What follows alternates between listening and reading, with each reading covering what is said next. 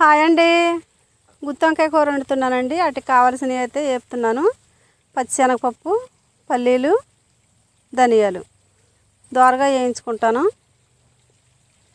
చూడండి, ఎగినవి పక్క తీసేసుకుంటాను. మళ్ళీ 2 గరిటెలు నూనె పోసుకుంటున్నాను. ఉల్లిపాయలు, పచ్చిమిరపకాయలు, టమాటాలు అయితే తరిగాను, అవి పక్కన పెట్టాను. ఇప్పుడు అవి వేసుకుంటున్నా. సన్నగా తరిగిన ఉల్లిపాయలు, పచ్చిమిరపకాయలు, టమాటాలు కూడా ఉన్నాయండి. ఈ దోరగా వేగాక అవి వేసుకుంటున్నా. ముందే వేసేసుకుంటే ఉల్లిపాయలు మగ్గవని అవి కొంచెం వేగాక అయితే టమాటాలు వేసాను. ఇందాక వేపాను కదా పప్పులు, అవి అయితే ఇప్పుడు మిక్సీ పట్టుకుంటున్నా. ఎండు కొబ్బరి పొడి 2 టేబుల్ స్పూన్ వేసుకున్నాను. నేను సూపర్ మార్కెట్లో తెచ్చుకున్నానండి.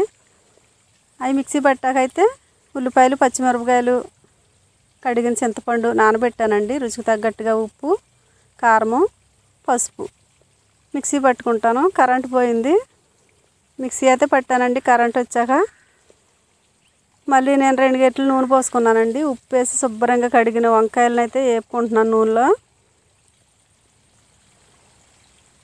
వీటిని దోరగా అయితే వేపుతాను. చూడండి, దోరగా అయితే వేగిని పక్క తీసేసుకుంటున్నాను.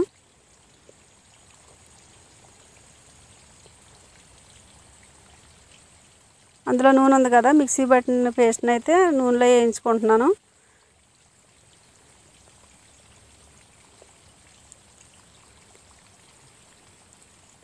ఈ ఉల్లిపాయ, టమాటా, పచ్చిమిర్చి గ్రేవీ అండి, గ్రేవీ కోసమే. చాలా బాగుంటుంది. మీరు కూడా ఒకసారి ఇలా ట్రై చేయండి. మేము ఎప్పుడు వండినా గుత్తి వంకాయ కూర ఇలాగే వండుతానండి.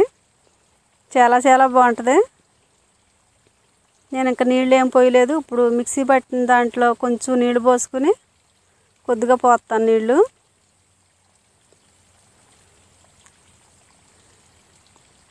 మరీ ఎక్కువ కాదు, కొంచెం.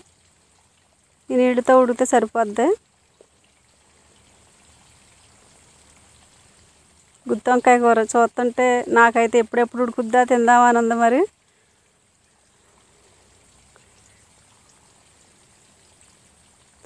కూర అయితే అయిపోయిందండి, చక్కగా ఉడికింది. మరి నూనె కూడా చక్కగా తేలింది కదా, పైకి అయితే తేలింది నూనె. అలాగా నచ్చిందా మరి నేను వండిన గుత్తి వంకాయ కూర? నేను ఎలా వండుతానండి, మీరు ఎలా వండుతారో కామెంట్ బాక్స్లో కామెంట్ చేయండి. కొత్తగా చూసేవారు సబ్స్క్రైబ్ చేసుకోండి. ముందు లైక్ ఇవ్వడం మర్చిపోవద్దండి. ప్లీజ్ లైక్ చేయండి. బాయ్ అండి.